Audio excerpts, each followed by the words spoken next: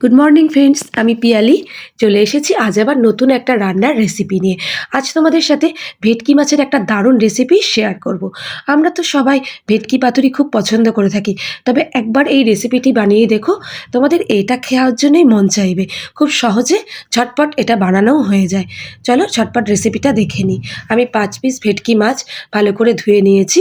তাতে স্বাদ মতো লবণ, হলুদ, লঙ্কার গুঁড়ো আর সর্ষের তেল দিয়ে ভালো করে মাখিয়ে নেব। মাছটা ভালো করে ম্যারিনেট করা হয়ে গেলে মোটামুটি মিনিট 15 আমি মাছটাকে এইভাবেই রেখে দেব।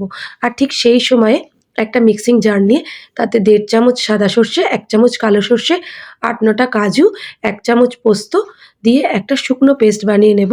আর তাতে আবার 2টো কাঁচা লঙ্কা, অল্প লবণ আর সামান্য জল দিয়ে একটা মিহি পেস্ট বানিয়ে নেব। পেস্টটা ঠিক এই রকম হবে। আর একটা পাত্রে আমি 1 চামচ লঙ্কার গুঁড়ো, 1/2 চামচ হলুদ গুঁড়ো আর সামান্য পরিমাণ জল দিয়ে একটা মিশ্রণ বানিয়ে নেব। মিশ্রণটা ঠিক এই রকম হবে। এদিকে ওভেনে কড়াইটা গরম করে তাতে সর্ষের তেল দিয়ে নিয়েছি। রান্নাটা অবশ্যই সর্ষের তেলে করতে হবে। তেল গরম হয়ে গেলে আমি মাছগুলো এক এক করে ছেড়ে দেব।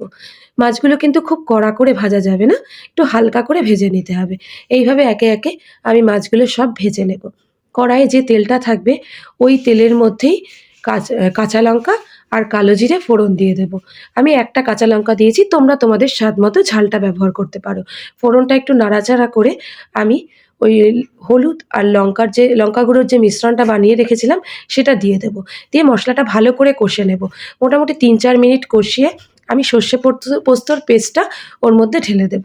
এবার গ্যাসের ফ্লেমটা একদম লো করে খুব ভালো করে মশলাটা কষাতে হবে।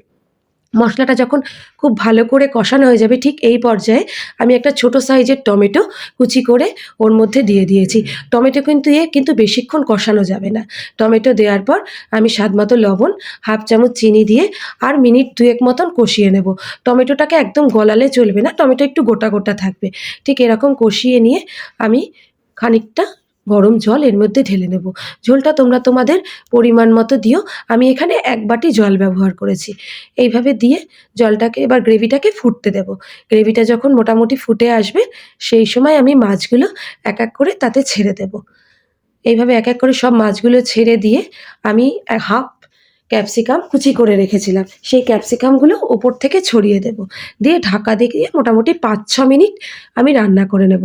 গ্রেভিটা ঠিক এই পর্যায়ে এলে আমি গ্যাসের ফ্লেমটা বন্ধ করে দেব। রান্নাটা কমপ্লিট। এবার একটি পাত্রে আমি মাছগুলো তুলে নেব।